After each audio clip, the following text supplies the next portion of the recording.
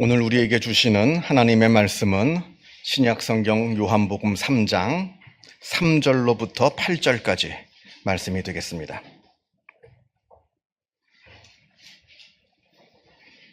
제가 가지고 있는 성경으로는 신약성경 146면에 있습니다.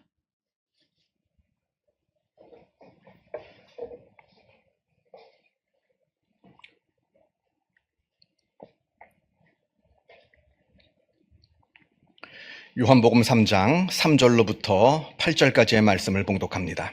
이 계시의 말씀을 봉독할 때에 살아계신 하나님의 음성을 다 함께 들으실 수 있기를 바랍니다.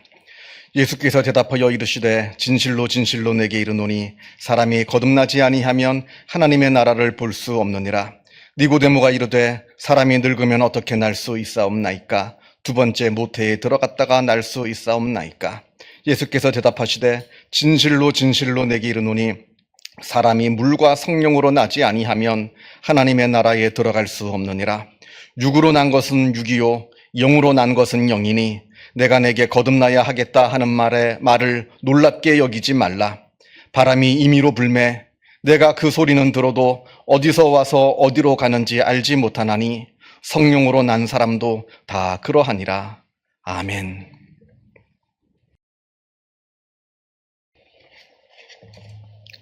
복음서를 보면 예수님께서 중풍병자를 고치시는 장면이 나옵니다. 예수님께서 어느 마을 어느 집에 들어가셔서 거기서 하나님의 말씀을 가르치고 계실 때입니다.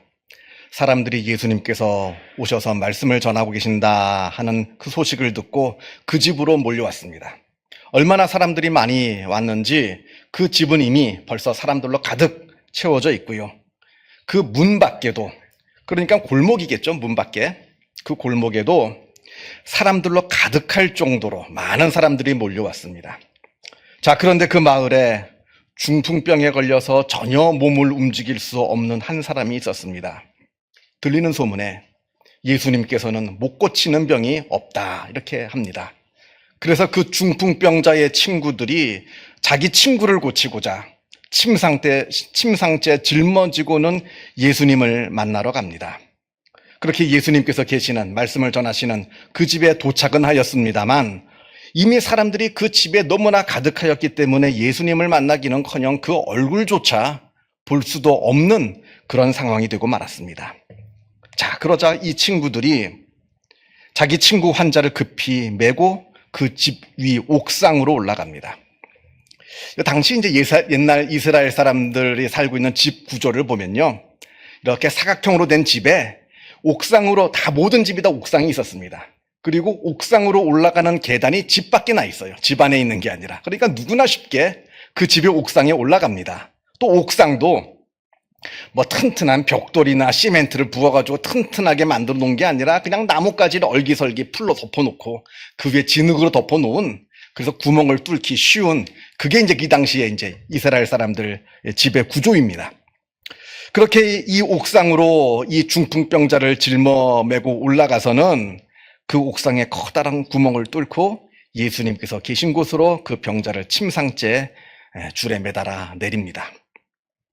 그렇게 천장에서 내려오는 그 환자를 예수님께서 가만히 바라보시더니 하시는 말씀이 작은 자야 안심하라 하십니다. 자, 여기까지는 좋습니다. 그 다음에 하신 말씀이 문제입니다. 내 죄사함을 받았느니라. 이 한마디로 인해서 그 안에 그 장내가 갑자기 어수선해집니다. 왜냐하면 거기에는 어떻게든 예수님의 말꼬투리를 잡아가지고 예수님에게 죄를 뒤집어 씌워서 예수님을 죽이고자 하는 서기관들이 그곳에 있었기 때문에 그러합니다. 그 서기관들이 눈에 불을 켜고 예수님의 일거수일투족을 지금 감시하고 있는 그 상황에서 예수님께서 내 죄사함을 받았느니라 이렇게 말씀하시니까 이 서기관들이 옳았구나, 드디어 약점을 잡았다 하면서 큰 소리로 신성모독이로다, 신성모독이라는 겁니다. 죄를 용서하시는 분은 오직 하나님 한 분밖에 안 계신데 저 예수라는 자가 하나님을 참칭하고 있다. 그래서 신성모독이로다. 여러분, 누구나 예수님처럼 살면 3년밖에 못 산다고요. 왜 예수님은 이때 하필 이 말씀을 하셨을까요? 지금 서기관들이 있는 걸 뻔히 보시잖아요. 어떻게든 나를 죄를 뒤집어 씌워서 나를 죽이려고 하는 이 사람들이 지금 보이잖아요. 그냥 아무 말 하지 마시고 그냥 병자만 고쳐서 보내시면 예수님도 사람들한테 칭찬받고 뭐 그렇게 되지 않겠습니까? 왜 거기서 하필 엉뚱한 말씀 내 죄사함을 받았느니라 이 말씀을 하셔서 왜 불필요한 상황을 만드셨느냐 하는 말입니다. 그런데 예수님께서 그 말씀을 하신 이유가 다 있으시죠. 그 이유가 바로 그 다음에 나옵니다. 죄사함을 받았느니라 하는 말과 일어나 걸으라 하는 말 중에 어느 것이 쉽겠느냐. 그러나 인자가 세상에서 죄를 사하는 권능이 있는 줄을 너희로 알게 하려 하노라. 무엇이 중요하냐는 거죠. 병 고침을 받는 것과 죄 용서를 받는 것, 이 둘 중에 무엇이 더 중요한 것이냐, 이걸 지금 말씀하시는 겁니다. 여러분, 몸에 난 병은 아무리 고침받아봤자 또 걸립니다. 그 병 고침받았다고 내가 영원히 살 수 있나요? 언젠가 똑같은 병 또 걸려서 죽는 것이 우리 인간의 현실 아닙니까? 나사로, 요한복음의 나사로, 예수님께서 죽은 나사로를 살려주셨습니다. 그 나사로 지금까지 살아있나요? 죽었습니다. 진작에 죽었어요. 아무리 병고침을 받고 아무리 죽었다가 다시 살아나도 어차피 나중에는 반드시 죽는 것이 바로 우리 모든 인간이 가지고 있는 현실입니다. 이때 그렇게 일시적으로 병고침을 받는 것과 아니면 죄 용서를 받고 영원한 구원을 얻는 것, 이 둘 중에 무엇이 더 중요하냐, 이 둘 중에 무엇이 더 진짜 복이냐, 이걸 우리에게 말씀하고 계시는 겁니다. 여러분께 한 가지 묻겠습니다. 기도하잖아요. 우리가 하나님 우리에게 복 주세요, 하나님 우리에게 복 주세요 기도하는데, 우리가 그렇게 기도할 때 도대체 그 복은 도대체 어떤 복입니까? 무엇을 의미하는 겁니까? 여러분이 하나님 저에게 복 내려주세요 할 때 그 복은 도대체 어떤 복을 의미하는 겁니까? 돈입니까? 건강입니까? 아니면 명예입니까? 전통적으로 유교 문화권에서 우리가 5가지의 복, 5복을 이야기합니다. 수, 부, 강령, 유호독, 고종명. 이 5가지를 복이라 유교권에서는 이야기합니다. 수라고 하는 것은 장수하는 것, 오래 사는 것을 말하고요. 부라고 하는 것은 부자가 되는 것. 강령은 건강을 말하고요. 유호독은 내가 남들한테 내 있는 것을 베풀어 줄 수 있을 정도로 어떤 넉넉한 처지나 위치에 올라가는 것.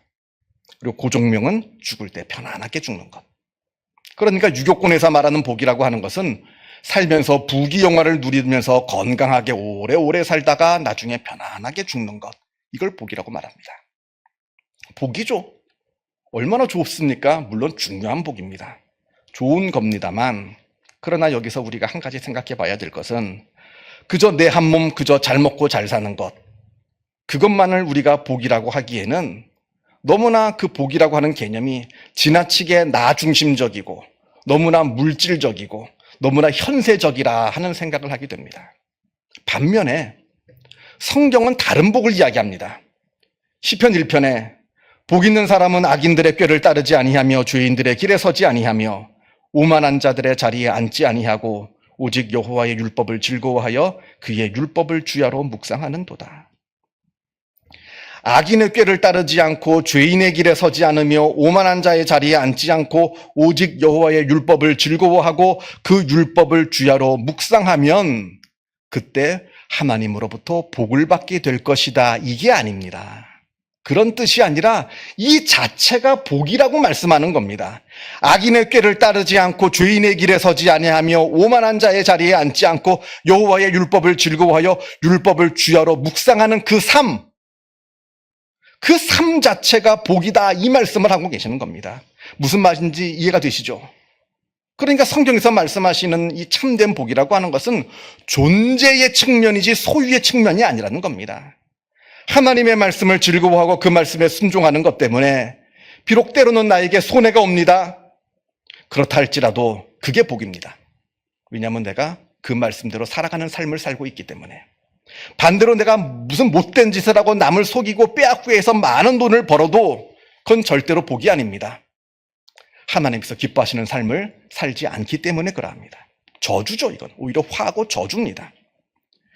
우리는 흔히 무엇을 많이 소유해야 그게 무슨 복이라 생각합니다만 성경은 그게 아니라 내가 어떠한 존재가 되느냐, 내가 어떠한 존재로 살아가느냐, 여기에 진정한 복이 있다 말씀합니다. 바로 존재론적인 복을 성경은 이야기하는 겁니다.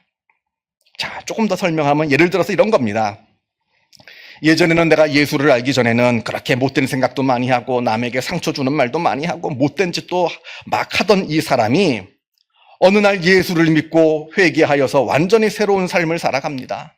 선한 생각을 하고 선한 마음을 품고 다른 사람을 위로하고 격려하는 말을 하고 하나님께서 기뻐하시는 삶을 살아가고, 그런다고 돈이 더 생기는 거 아닙니다. 그런다고 하나님께서 복을 때로는 주시지만 돈을 더 주시지만 돈을 더 안 주실 때도 있어요. 그것 때문에 내가 더 건강해지는 거 아닙니다. 그것 때문에 나한테 무슨 더 좋은 일이 생기는 것도 아닙니다. 그러나 그것과는 상관없이 내가 이러한 변화된 삶을 살게 되는 것, 그래서 내가 이러한 새로운 존재가 되는 것, 그 자체로 내가 진정으로 기뻐하고 행복할 수 있다면 나는 진정한 신앙인이 되는 거죠. 그런데 그렇게 살았는데 돈도 많이 안 벌리고 건강해지지도 않고 뭐 좋은 일도 안 생겼다고 해서 하나님을 원망하면 진정한 신앙인이 되기는 아직 좀 멀은 겁니다. 오늘 본문을 보겠습니다. 오늘 본문에 유대교 랍비이면서 동시에 산헤드린 공의회 회원인 니고데모가 밤에 몰래 남들의 눈을 피해서 예수님을 찾아옵니다. 산헤드린 공의회라고 하는 것은 당시 이스라엘의 최고 결정기구였습니다. 정치, 사법, 뭐 이런 최고의 결정기구였습니다. 그러니까 요즘으로 치자면 국회에 해당하는 기구이고요. 그러니까 이 니고데모는 오늘날로 치자면 국회의원쯤 되는 아주 높은 지위에 있는 사람인 거죠. 요 산헤드린 공의회에 대해서 조금만 더 설명을 드리자면, 요 산헤드린 공의회는 모두 70명으로 구성되어 있습니다. 절반 35명은 사두개파, 그리고 절반 35명, 나머지 절반 35명은 바리새파. 두 정당이 딱 반반씩 자리 잡고 있습니다. 이 둘은 원수예요.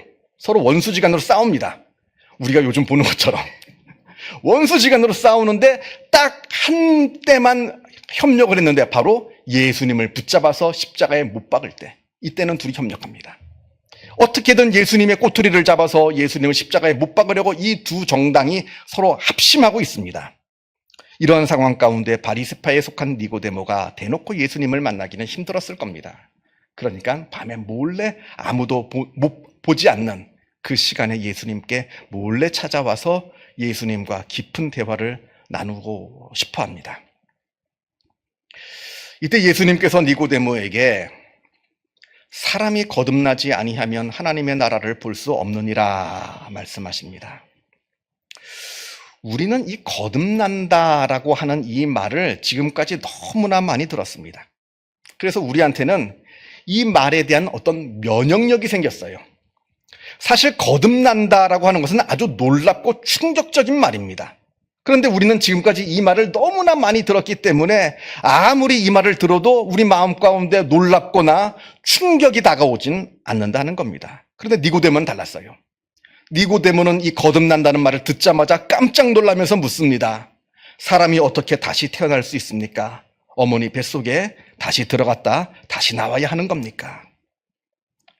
그러자 예수님께서 말씀하십니다. 진실로 진실로 내게 이르노니 사람이 물과 성령으로 나지 아니하면 하나님의 나라에 들어갈 수 없느니라. 육으로 난 것은 육이요 영으로 난 것은 영이니 내가 내게 거듭나야 하겠다 하는 말을 놀랍게 여기지 말라. 그러니까 거듭난다 하는 이 말은 생물학적인 이야기가 아니라는 겁니다. 이건 신앙적인 의미가 있는 것이다. 어머니 뱃속에 다시 들어갔다 다시 나오는 게 아니라 물과 성령으로 다시 태어나야 함을 말하는 거예요. 다시 말하면 존재론적인 변화가 있어야 한다. 이걸 지금 예수님께서 말씀하시는 겁니다. 나라고 하는 존재의 변화. 우리가 흔히 세계 3대 심리학자라고 말하는 칼 구스타프 융 박사가 전 세계 속에서 내려오는 여러 영웅들의 신화들을, 그 이야기들 쭉 연구하면서 이런 말을 합니다. 영웅이란 태어날 때부터 비범한 방법으로 태어난 사람들이라, 이렇게 말합니다. 예를 들면 알에서 태어나는 사람, 박격거세를 말하겠죠. 우리나라는 박격거세. 뭐 어떤 사람은 어머니 옆구리에서 태어나서 7걸음을 걸은 후에 천상천하 유아독전 이렇게 외쳤다고 하는 부처를 말하는 거죠. 붓다, 시다르타를 말합니다. 이런 뭐 다양한 영웅들의 이야기들이 있습니다. 그들은 태어날 때부터 보통 사람들하고 달랐어요. 그들은 우리와 완전히 다른 모습으로 태어나서 다른 모습으로 산 사람들입니다. 이게 전 세계에 있는 영웅 설화에 나오는, 신화들에 나오는 이야기들이에요. 그런데 이 융 박사가 우리 같은 일반 사람들도 이러한 비범한 영웅이 될 수 있다 합니다. 그러면서 오늘 우리가 읽은 요한복음 3장의 이야기를 합니다. 비록 처음 태어날 때는 평범하게 특별하지 않게 태어났다 하지만, 그래서 평범한 삶을 살아가고 있지만, 그러나 우리에게는 또다시 아주 특별하게 태어날 수 있는 기회가 있다는 겁니다. 그게 바로 거듭남이라는 겁니다. 물과 성령으로 다시 태어난 거듭남. 그래서 하나님의 자녀가 되는 것. 이 거듭남이라고 할 때 아나톤이라고 하는 이 말은 다시라고 하는 말도 있지만 위라는 뜻입니다. 위. 두 가지 뜻이 있어요. 그러니까 다시 태어나지만 우리가 다시 태어난 것은 이 땅에서의 태어남이 아니라 하늘의 태어남을 이야기하는 겁니다. 6절의 말씀처럼 처음에는 육으로 태어났습니다. 그러하기에 육에 머물러 살고 있지만, 그러나 물과 성령으로 다시 태어나면 이제는 육이 아니라 영에 속한, 다시 말하면 이 땅이 아니라 하늘에 속한 하나님의 자녀가 된다. 이 말씀을 하시는 겁니다. 또 아까 말씀드린 그 융 박사가 또 말하기를, 이렇게 육에 속한 사람이 거듭나서 영에 속한 사람이 될 때 그 사람에게 놀라운 기적이 일어난다 합니다. 이 땅에 속한 것, 육에 속한 것이 아니라 거듭나서 영에 속한 것, 하늘에 속한 것을 알고 하늘에 속한 것을 경험한 사람들은 이 땅에 속한 사람들과 전혀 다른 삶을 살기 때문에 그러합니다. 왜냐하면 영에 속한 사람들은 육에 속한 사람들이 도무지 바라볼 수 없는 것을 바라보고, 저들이 도무지 생각할 수 없는 것을 생각하며, 저들이 꿈꾸지 못하는 것을 꿈꾸고, 저들이 살아가지 못하는 삶을 살아가기 때문에 영에 속한 사람에게는 기적이 일어나는 겁니다. 엄청난 놀라운 일이 일어나는 겁니다. 그야말로 보통 사람들과는 차원이 다른 그것을 바라보고 생각하고 꿈꾸기에 영의 사람에게는 놀라운 기적이 일어납니다. 미국 미시간 주립대학교 생리학 교수인 로버트 루트 번스타인이 쓴 생각의 탄생이라고 하는 책이 있습니다. 원제로는 스파크 오브 지니어스, 우리가 일명 천재라고 말하는 사람들, 예를 들면 다빈치, 아인슈타인, 피카소, 파인만 같은 사람들, 이 사람들이 갖고 있는 그 천재적인 상상력은 도대체 어디에서 오는 것인가, 이걸 연구한 책입니다. 이 책에 여러 중요한 내용이 있습니다만 저는 두 가지를 좀 이야기해 보고자 합니다. 하나는 관찰입니다. 관찰. 이 천재들은 관찰 능력부터가 다르대요. 보통 사람들은 봐도 그냥 넘어가는 그 모든 것들 가운데 이상한 점을 발견하고 특이한 점을 발견하고 이게 왜 이럴까 깊이 관찰하는 그 관찰 능력이 있답니다. 이 천재들 가운데에는. 다른 것을 봐야 우리의 사고가 뛰어납니다. 도약할 수가 있습니다. 다른 것을 못 보고 다른 사람들하고 똑같은 걸 보면 우리의 사고는 그냥 똑같은 사람들한 그 수준에 머물러 있는 거예요. 그래서 관찰 능력이 중요하다. 두 번째는 고차원적인 사고 능력입니다. 2차원의 평면의 그림을 보면서 3차원의 공간을 상상할 수 있는 능력, 일부분을 바라보면서 전체를 상상할 수 있는 능력, 과거를 보면서 현재를 상상할 수 있는 능력, 현재를 보면서 미래를 상상할 수 있는 능력. 이건 단순히 IQ가 높다고 되는 게 아닙니다. IQ가 아무리 높아도 이게 그런 이 능력을 다 가지고 있는 게 아닙니다. 그래서 이 책의 결론부에서 무엇을 이야기하냐면 전인적인 통합교육을 이야기합니다. 아는 것, 암기하는 것, 지식만 중요시 여기는 이 낡은 교육이 아니라 몸과 마음, 지성과 감각, 이 모든 것들을 다 하나로 통합하는 교육이 중요하다. 다시 말하면 다양한 경험을 하는 것이 중요하다. 다양한 경험을 통해서 상상력이 폭발해야 된다는 거예요. 이걸 이제 이 책의 결론부에서 이야기합니다. 제가 지금 무슨 말씀을 드리려고 이야기를 하냐면, 우리가 무엇을 바라보느냐, 무엇을 경험하느냐가 중요하다는 겁니다. 육에 속한 사람, 땅에 속한 사람은 땅에 속한 것만 바라보고 땅에 속한 것만 생각하고 땅에 속한 것만 경험하고 또 땅에 속한 것만 추구합니다. 이게 그들의 삶이에요. 그러하기에 그들의 삶은 이 땅 안에 제한됩니다. 그러나 영에 속한 사람, 하늘에 속한 사람은 하늘에 속한 것을 바라보고 하늘에 속한 것을 생각하며 하늘에 속한 것을 경험하고 하늘에 속한 것을 구하며 살아갑니다. 그러하기에 비록 이 땅에서 삶을 살고 있지만 그들은 하늘에 속한 것을 누리면서 살아갑니다. 제가 이 말씀을 드리는 건 이 땅에 있는 거 다 소용없다, 다 산속에 들어가서 거기서 도 닦고 살란 얘기가 아닙니다. 하늘의 것을 경험해야 이 땅에서 바르게 살 수 있다는 거예요. 하늘에 속한 것을 경험해야 이 땅에서 능력 있는 삶을 산다는 겁니다. 그냥 이 땅에서 있는 것만 경험하면 그냥 보통 사람들과 똑같은 삶을 살 수밖에 없어요. 중요한 것은 우리가 무엇을 바라보고 무엇을 구하고 있느냐. 우리는 물과 성령으로 거듭난 사람들입니다. 육에 속한 사람들이 아니라 영에 속한 사람들입니다. 땅에 속한 것에 붙들려 그것에 매여서 살아가는 사람들이 아니라 하늘에 속한 것을 누리면서 살아가는 사람들이라 하는 것을 기억하셔서 하늘에 속한 것을 누리시면서 살아가시는 주님의 귀한 하늘에 속한 사람들, 거듭난 사람들 다 되시기를 주님의 이름으로 축원합니다. 기도하겠습니다. 사랑과 은혜가 충만하신 하나님 아버지, 죄 많은 우리를 더럽다 내치지 아니하시고 그저 사랑하여 주시어서 우리의 모든 죄악들을 다 용서하시고 우리를 하나님의 자녀 삼아 주신 그 구원의 은혜에 감사를 드립니다. 우리가 하나님의 자녀임을 잊지 않게 하여 주옵소서. 하늘에 속한 자임을 잊지 않게 하여 주옵소서. 육에 속한 자가 아니라 영에 속한 자임을 잊지 않게 하여 주옵소서. 비록 이 땅에서 삶을 살아가고 있습니다만 우리의 눈은 언제나 하늘을 바라보게 하여 주시고 하나님을 바라보게 하여 주시고 영원한 것을 바라보게 하여 주시어서 하늘에 속한 것을 누리며 이 땅을 살아가는 주님의 귀한 자녀들 다 되게 하여 주옵소서. 세상 사람들이 알지 못하는 그것을 바라보며 꿈꾸며 그것을 구하며 살아가는 주님의 귀한 자녀들이 다 되게 하여 주옵시고 그러한 삶을 살아갈 때에 하나님께서 우리를 통해서 놀라운 일을 일으켜 주시고 우리를 통해서 놀라운 기적들이 일어나는 큰 역사를 베풀어 주옵소서. 모든 것 하나님께 의탁드리오며 이 모든 말씀 우리 주 예수 그리스도 이름으로 기도하옵나이다. 아멘.